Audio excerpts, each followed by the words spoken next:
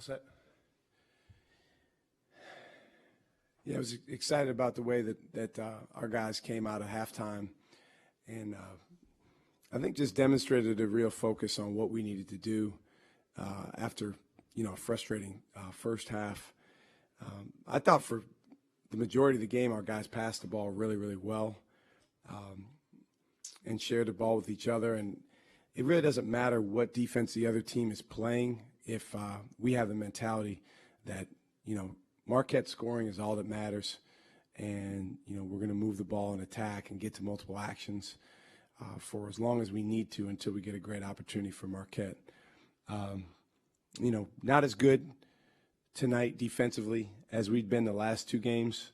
DePaul had a lot to do with it. They deserve a ton of credit for the way that they went after the ball, 20 offensive rebounds. Freeman Liberty is a load to handle. I did think Darryl did a nice job on him during a stretch where we were able to separate and get the lead that we got.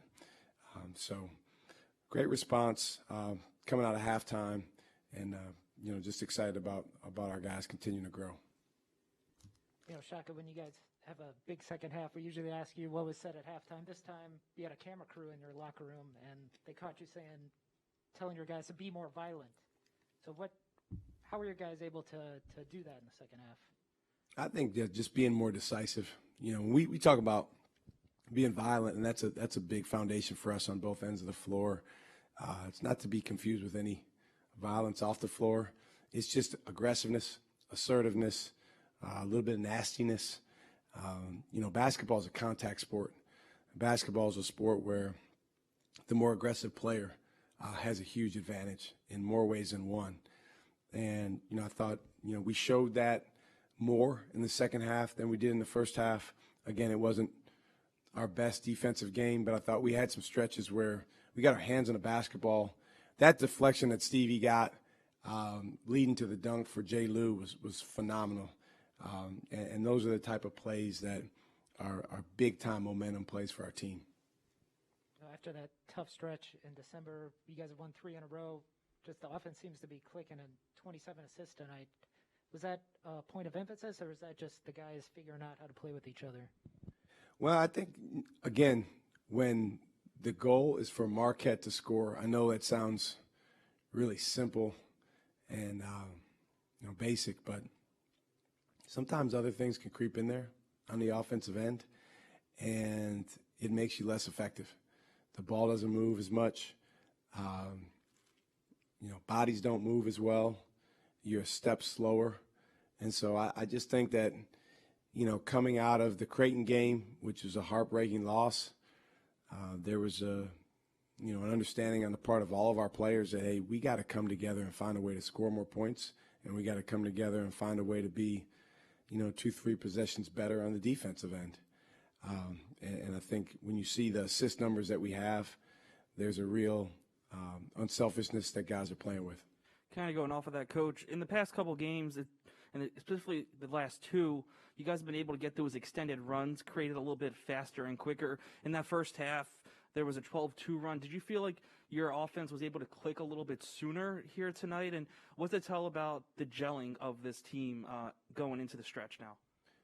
Well, we're still really working on, we haven't cracked the code to this yet, the offense clicking in the first 4 minutes of the game. We need, that's probably, if you add it up over the course of the year, our worst round of the game, the first round, the first 4 minutes.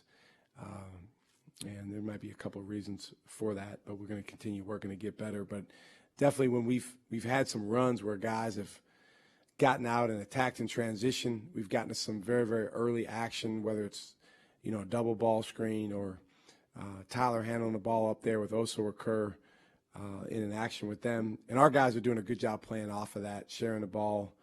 And then it helps when you make some shots. I mean, I think if you look at our shooting percentage on open threes, it's dramatically better in the last 3 games than it was the previous, 5 or 6 games. It's the same guys shooting. I do think the basketball gods allow you to make more shots when you have a purity of mind. And I think our guys have that right now. 27 assists on 34 made baskets. Tyler had a career 10 of those. What's it say about the depth of this offense and even the team as a whole, knowing you are going a little deep in the rotation? Yeah, I think that's our strength is depth. We have a lot of guys that can play in different ways. We have a lot of young guys that are just kind of figuring it out and learning. We've won 11 games. I don't know who the guys will vote for the domino of the game tonight, but in our 10 previous wins, we've had 9 different guys get voted by their teammates a domino of the game. So that it's an indication of the fact that we're a team that is going to benefit from having strength in numbers, and it's important.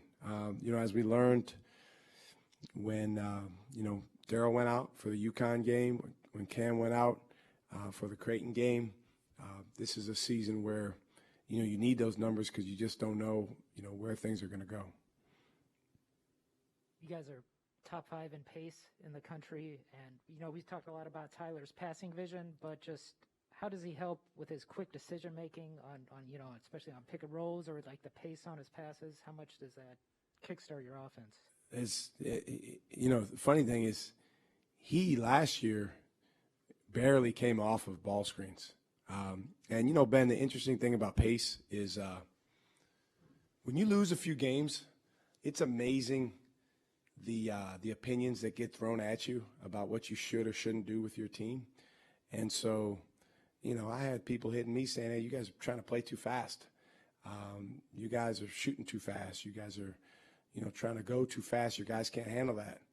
And, we're right now trying to establish who we want to be long term here at Marquette, but we're also trying to win the game that we're in. And sometimes those two things go together, and sometimes, the prospects of one look different than the other. So we believe in the guys we have to play with pace. Now, can we get a lot better in so many ways? Yes. I mean, Justin Lewis is playing on the perimeter way more than he ever has his whole life.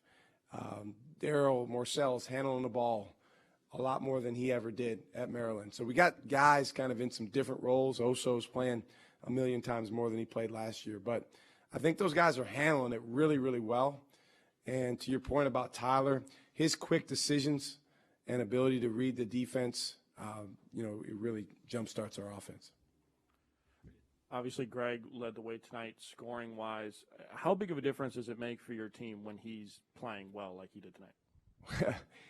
It's when I was a kid, we used to play outdoor ball, and we would go to the park, and we were 15 years old, and then we would play against these old guys, and they were a little out of shape and not the greatest athletes, but they just knew how to play. And Greg is that old guy. He just knows how to play. Now, I'm not saying he's out of shape, but he's not the greatest athlete. He's not going to dunk on anybody. But he's old and he's smart. And let's face it, if you go down our roster, we don't have a lot of those. So he really stands out. And that gives the team real confidence. I thought tonight, Greg Elliott gave our team tremendous confidence on offense. Darryl Morcell gave our team a lot of confidence on defense just by being old, smart, confident on that end of the floor. And that makes a big, big difference, more than even it says on the stat sheet. Kerr seems to be finishing a lot better around the rim the last couple of games. Is he doing anything different? No, I mean, he gets mad at himself if he misses. But, Coach Barry does a great job with those guys on finishing. Oso was a little upset because he missed a couple in there.